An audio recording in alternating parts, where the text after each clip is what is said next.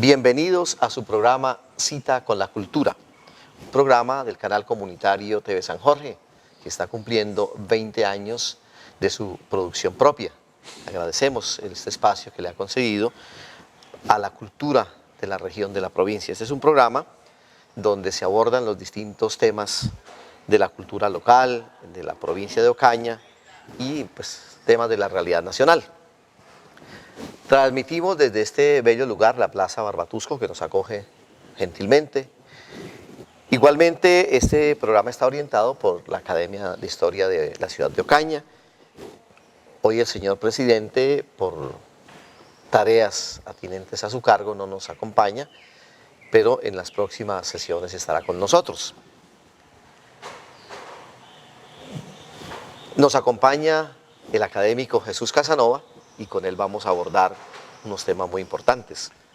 Gracias, José Miro. Sí, en efecto, dada la situación coyuntural que el país ha vivido y sigue viviendo, con esta polarización tan espantosa que hemos tenido, pues qué mejor que buscar las raíces de la misma, ¿no? Ajá. Qué mejor que adentrarnos, José Miro, en los inicios de nuestra vida republicana y conocer de dónde viene este proceso de confrontación político-ideológica. ¿Dónde nace? Eso esa polarización es como un elemento cultural, ¿no? Tiene blanco, negro, yin, yang, tenemos orientaciones del bueno, lo malo, la guerra, la paz, hay muchos Sí, contextos que nos dan. Indudablemente. Y las raíces de esta polarización, pues, se centran como en dos personajes claves. Dos personajes que de una forma u otra jugaron un papel de primerísimo orden en esos primeros años de la vida republicana y en toda la gesta emancipadora. Me refiero al norte santanderiano Francisco de Paula Santander y al caraqueño Simón Bolívar. Dos grandes figuras de la historia figuras de la patria. Sí. Incuestionable de la historia nuestra. Dos Sí, figuras sí. que tienen sus admiradores y sus detractores, tanto el uno como el otro. ¿Cierto? Los dos, indudablemente, José Miro, son producto del momento histórico que les tocó vivir. Es decir, son personajes que oscilaron, que nadaron entre toda esa vida retardataria que representó la colonia, bueno, la mal llamada colonia, y esos comienzos de la modernidad en lo que atañe a nuestro territorio, porque la modernidad comenzó mucho tiempo atrás, pero para efectos nuestros, sobre todo en contexto europeo, comienza a llegar, sí señor, es por esta época, con las tesis de Jeremías Bentham, por ejemplo, ¿no? Entonces, gran filósofo. nadan entre uno y otro. En un comienzo yo no encuentro gran diferencia ideológica entre Santander y Bolívar. Los dos caminan por el mismo sendero. Los dos son, de alguna manera, luchadores incansables por romper las cadenas del colonialismo. Los dos son defensores de la triple división de poderes, o sea, son hijos indudablemente de la Revolución Francesa, ¿no? Pero estamos hablando de finales del siglo XIX. Estamos hablando de 1789, claro sí, está. Sí. No olvidemos que Bolívar nace en 1783 Ajá.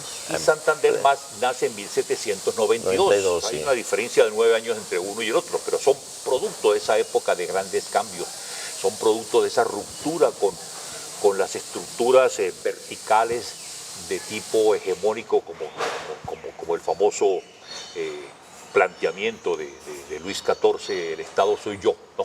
Ajá. Es decir, están rompiendo con ese esquema autocrático y entrando a un campo nuevo, a un campo desconocido, que es aquel en que el poder es tripartito, que el poder se reparte.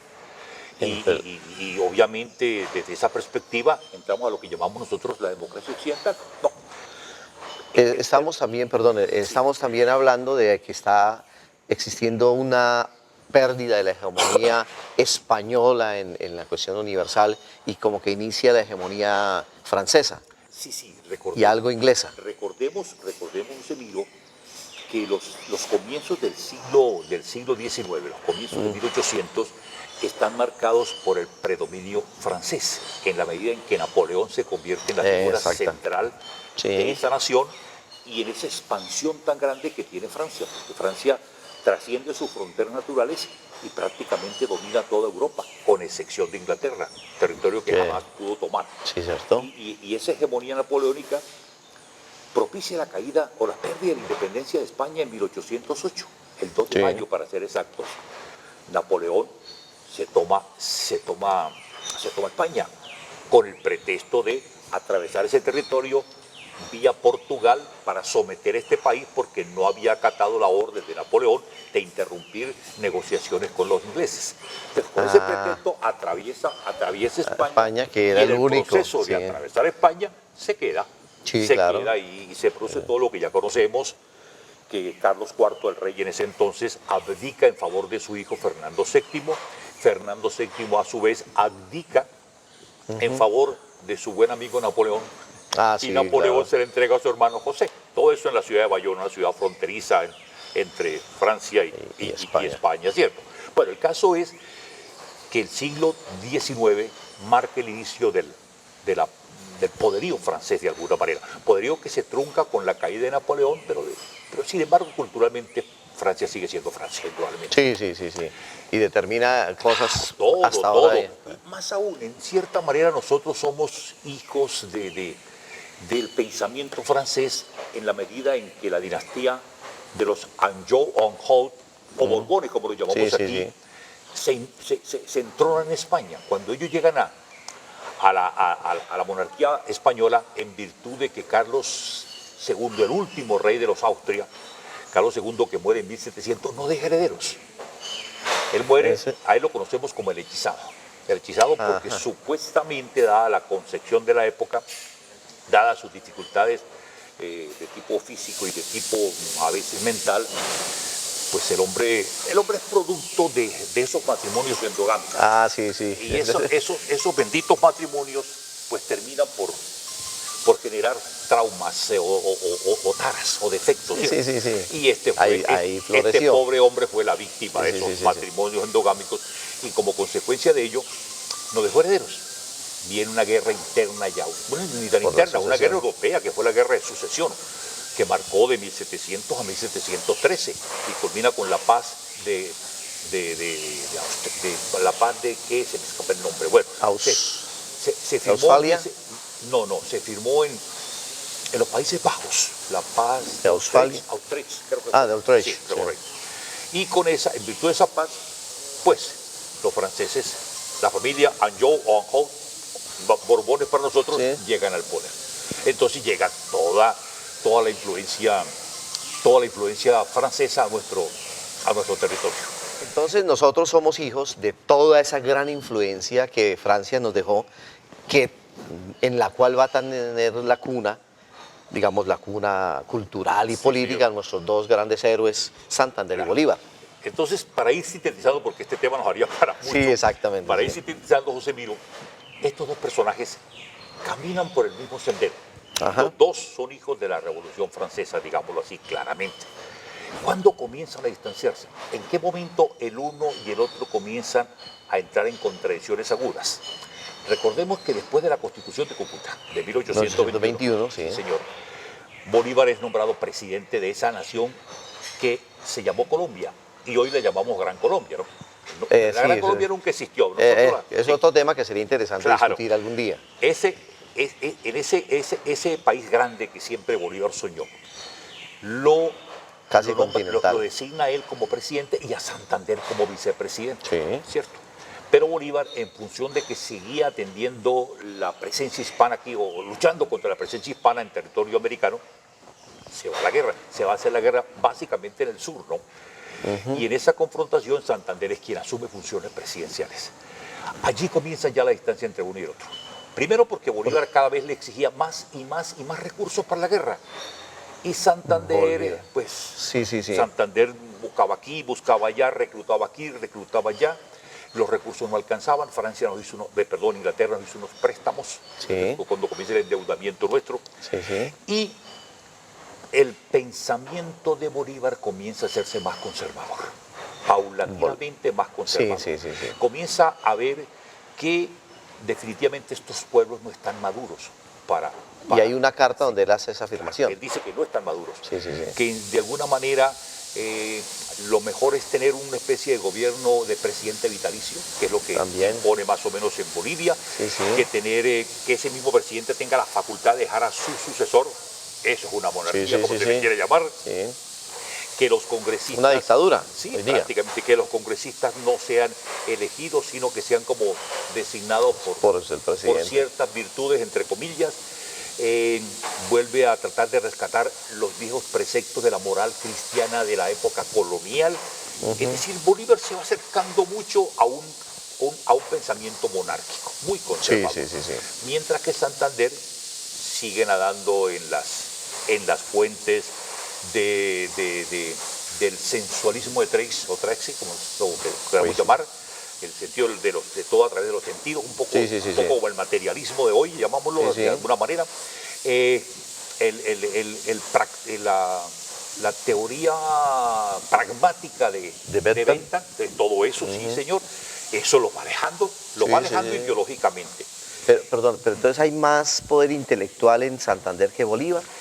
A ver, Santander, aclaremos un poco, él es bachiller, lo que es ya hoy bachiller, o sea, Sí. él terminó los estudios de filosofía, que sería como el bachillerato de hoy, Él los terminó en el San Bartolomé. en San Bartolomé en 1808, y comenzó los estudios que podría conducir al derecho, él nunca terminó, Sí, sí. él comenzó a estudiarlo, Hasta el pero 10. luego vino la confrontación, la guerra y el hombre ya Abandonó todo, sí. abandonó.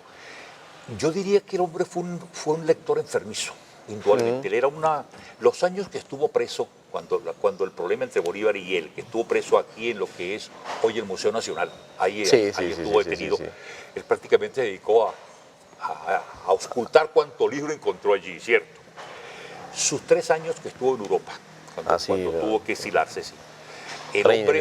En el 32. Sí, cuando las Ibáñez intervinieron para permutarle su pena de muerte por el exilio, ¿cierto? Sí, sí, sí, sí. En esa época él tuvo la oportunidad de recorrer buena parte de Europa, de relacionarse con personalidades muy importantes de la política y de la cultura del momento. Que eso es también clave después Claro, para cuando regresa. Él en cierta manera, todo lo que él trató de aplicar fue más producto de sus vivencias antes que de sus lecturas. Porque si uno mira los diarios de él, por ejemplo, los escritos de él, hace poca referencia a los libros que leyó. Hace más referencia a sus vivencias, que estuve en la ópera tal, que estuve tal, que estuve tal. Sí, que me encontré con la princesa tal, con la duquesa no sé qué. Entonces, él fue un hombre que trató más de ser vivencial en lo que hizo, o sea, de poner en práctica su experiencia vivida, lo que él conoció, lo que él vio, lo que él creyó que era lo correcto. Por su parte, yo pienso que Bolívar es un ser excepcional en su capacidad intelectual, porque un hombre que fue capaz de escribir tantas cartas en medio de todo un conflicto tan grande como el que llevó. Un hombre de guerra escribiendo. Es increíble. Y si uno mira sus discursos, son muy profundos. Si uno mira los dos discursos a ver, su pensamiento político lo podemos abordar como en 6 grandes momentos, o 6 grandes escritos, digamos. Los 2 discursos de Angostura, el de 1817 y el del 19, son los 2 primeros. Los 2 grandes. El análisis que hace cuando llega a Cartagena después de haber perdido Puerto Cabello. Ese es otro gran discurso. La Carta de Jamaica. Con sentido de dolor. Claro, son documentos en los que uno puede entrever el pensamiento y cómo va paulatinamente cambiando, cómo va evolucionando. Él llega un momento en que considera que los negros, es decir, que los negros son un problema por las rebeliones que están propiciando. Él en República Dominicana o en Jamaica tuvo un problema con un negro que intentó matarlo, ¿no? Sí.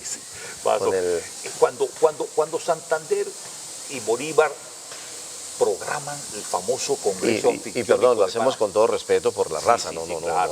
Cuando se lleva a cabo el Congreso Anfictiónico de Panamá en 1826, Bolívar era partidario en ese Congreso de hacer de América un solo y grande país, desde el Río Grande hasta la Patagonia, un solo país. Un sueño muy grandioso. Pero con el patrocinio, entre comillas, de Inglaterra. Que fuera Inglaterra la que nos apoyase, que hiciera ¿qué beneficios sacaba Inglaterra? Pues tenía el control económico de todas estas tierras. Eso era más o menos lo que Bolívar le propugnaba y él admiraba en cierta manera el tipo de monarquía que manejaba Inglaterra. Se vivía. Santander decía, no, Santander era más cercano a Estados Unidos, era más cercano al pensamiento norteamericano. Y contraviniendo el querer de Bolívar, Santander invitó a Estados Unidos a ese Congreso de 1826. En ese momento, es cuando Bolívar lanza esa famosa frase que tiene hoy una actualidad increíble que dice: los Estados Unidos parecen destinados por la providencia a plagar la América de miseria en nombre de la libertad. Uy, caramba, Eso una parece frase. que hubiera sido escrito hoy, por Dios. Sí, una Estamos frase hablando de muy, 1826, correcto. muy cargada Entonces, de... ¿cómo ve José Miro? Ya hay una situación irreconciliable entre Santander y Bolívar en todos los aspectos. Bolívar incluso considera que la indiada, que los indios son un problema, porque son mayoría. Y siendo mayoría pueden elegir. Entonces toca restringir de alguna mantenerlos manera allá en su sus condición. derechos. Entonces ya ese pensamiento es abiertamente contrario a Santander. Que Santander también era abierto a las propuestas nuevas y vive un estilo europeo, digamos, hablemos de Italia, de Francia, de Suiza, de vida mucho más tranquila y menos centrada, ¿no? Claro, claro. La gotita que rebasa la copa, en cierta manera, es cuando Bolívar condona, le perdona la insurrección de Páez en Venezuela. Que Eso Santander no lo podía soportar. No lo pudo soportar. No, porque es que lo que hizo el general Páez, el León de Apure, en Venezuela, fue insubordinarse contra la autoridad legítimamente constituida. Y Santander en eso era un defensor a capa y espada del principio, ¿no? Sí. Incluso Él era más... Santander era enemigo de que se modificase la Constitución de Cúcuta porque esta rezaba claramente que no se podía tocar antes de 10 años. No se podía. Entonces él era enemigo. Finalmente terminó accediendo. Pero lo que te quiero connotar es que ya el último elemento en la discordia de Santander y Bolívar radicó en que Bolívar perdonó la insurrección de Páez. Eso fue en 1826. Entonces, claro, ya no hubo más nada que hacer. Había que buscar entonces un mecanismo legal o aplicar la fórmula santanderista, entendiendo por santanderismo una expresión peyorativa en el que se le aplica a aquellos que tratan de violar la ley, pero con mucha elegancia. Con mucho... De forma amañada, pero muy elegante. Con mucha elegancia, pero al fin y al cabo violar la ley. Fue último lo que se hizo, porque Santander terminó accediendo a que se violase la Constitución, convocando una asamblea constituyente, que fue la Convención de Ocaña, que iba a tratar de salvar lo que se pudiera salvar de ese macro proyecto de Bolívar, que como sabemos al final pues no. Flores, ¿qué hay dentro del proceso? Flores, aquí tenemos un problema que ya venía dándose desde... Bueno, hay que entender, José Miro, que las comunicaciones de hoy son expeditas. Son rápidas, pero en esa época, entender esto es ubicarnos en el contexto histórico. Y muchas gracias. Muchas gracias, muy amable, muy gentil. Muchas gracias por su atención, muy amable a la Plazoleta Barbatusco por recibirnos, acogernos y amablemente atendernos. Muchas gracias.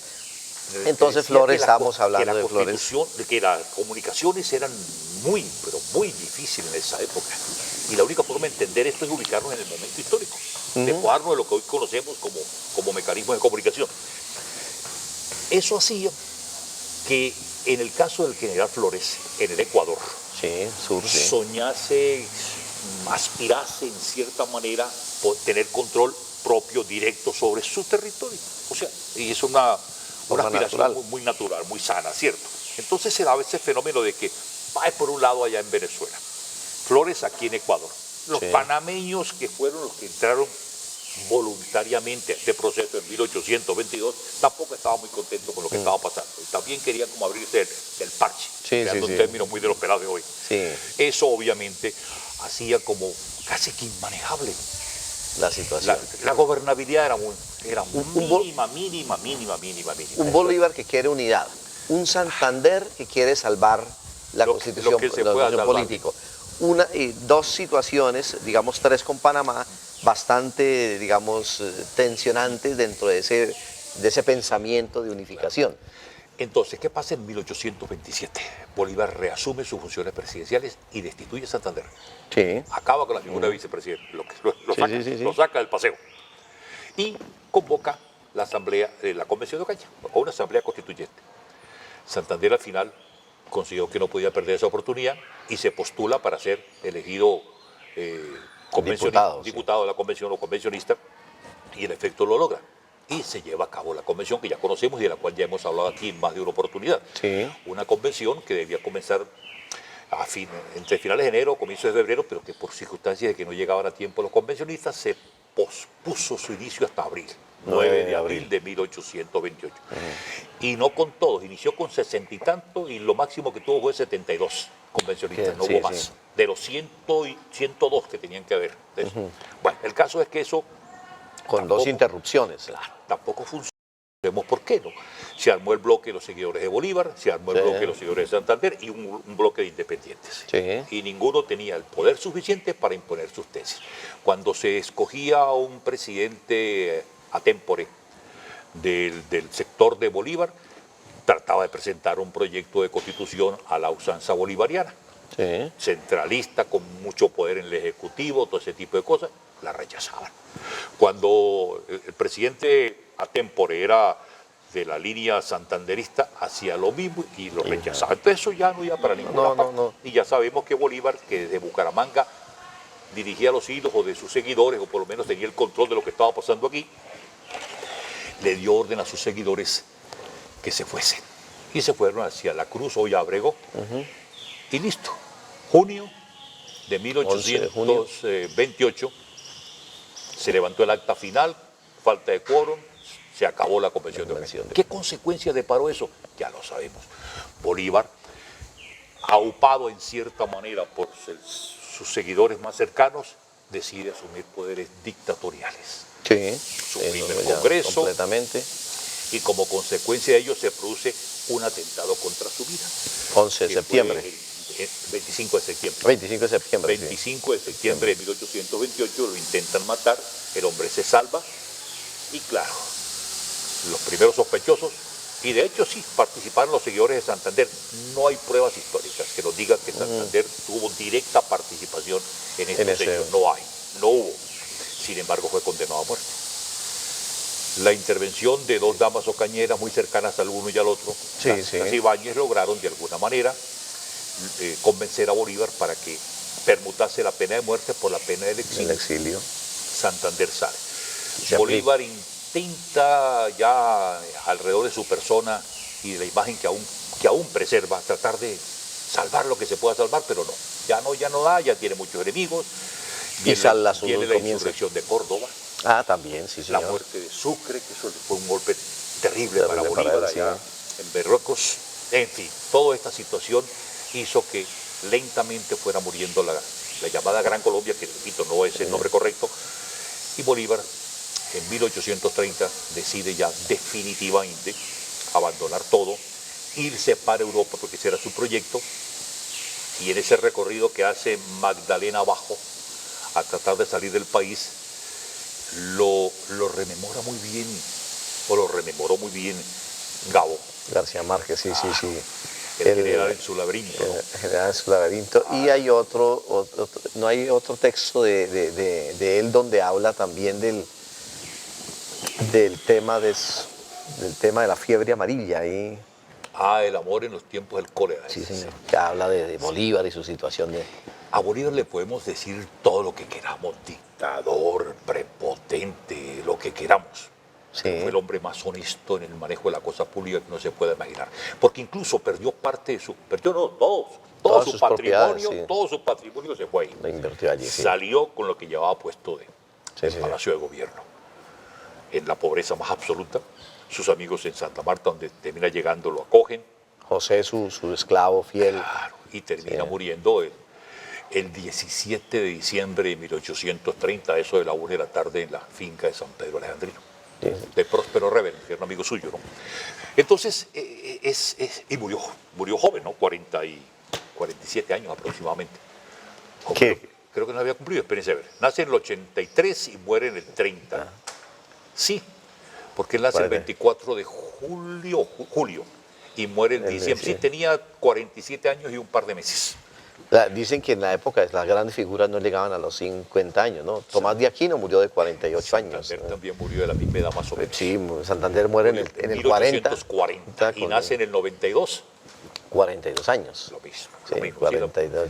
Bolívar- Pero sí, 38 años, ¿no? Y los coge las enfermedades muy rápido, ¿no? A Bolívar la enfermedad lo acabó como en cuestión de unos 10 meses, ¿no? Pero hay que entender que las ayudas médicas que tenemos hoy no existían, Ah, sí, sí, sí, sí, sí. porque la penicilina apenas data de los años 30 del siglo pasado, Sí, sí, sí. con Fleming. Eh, Antes no existía eso, ¿no? Algún médico cañero dice que si en ese tiempo de la muerte de Santander existiera la medicina actual, con una simple inyección lo hubieran salvado. Obvio. Entonces, volviendo al tema inicial, José Miro, estos dos personajes congregan amores y odios, Sí, congregan juntos. seguidores y detractores. Sí. Y eso hace que de alguna manera el país ya entre en una confrontación de seguidores de uno que se van a reflejar un par de años después de la muerte de ambos, cuando surgen los partidos políticos tradicionales. 1848, en la pluma de Ezequiel Rojas, nace el Partido Liberal, y un año después, en los escritos de dos personajes, Quero Cañero, Caro. José Eusebio Caro y Mariano Espina Rodríguez, dan vida al Partido Conservador, Sí, que sí. nos mantienen durante ciento y tantos años Sí, en una guerra constante, en una confrontación constante, hasta que afortunadamente la Constitución del 91 amplía el panorama político y permite el surgimiento de muchos otros movimientos o planteamientos ideológicos distintos a los dos tradicionales. Pero sin embargo, a pesar de ello, lo que ha propiciado en últimas es que durante estos 200 años, José Miro, hayamos tenido una sola forma de estructura política gobernante. sí. Así llámese liberal o conservador, pero está siempre la misma. Han sido los detentadores del poder político, del poder económico, perdón, los que han usufructuado del poder político durante estos 200 años. Este fenómeno reciente de hace un par de semanas, no, pero una semana larga, ¿no? Sí, sí, la vida política. Sí. No, el domingo pasado terminó. Este fenómeno del domingo pasado exactamente es muy... Un domingo y medio, sí. Sí, es muy rico en matices y es algo novedosísimo, porque nunca en la historia política de este país el sector opuesto al sector dominante había obtenido ese caudal tan grande de apoyo popular. Es increíble. Eso implica que ya hay mucha madurez, hay mayor madurez entre mucha gente, no la que quisiéramos, pero hay que mayor ya hay un madurez, pensamiento más diverso. a pesar de la baja cultura política que ha tenido o que ha atravesado siempre el pueblo colombiano. Sí, estamos ya, pues, como dice don Luis Eduardo, el tiempo en la televisión es oro y pues efectivamente se nos va agotando. Hemos querido mostrarle a todos ustedes desde la vivencia del domingo 17, junio 17, es una consecuencia tal vez desde la historia nacional, de la historia de nuestra patria, y ha venido progresando y se ha venido desenvolviendo hasta que hemos llegado a este concepto final que muy gentilmente el académico nos ha dicho.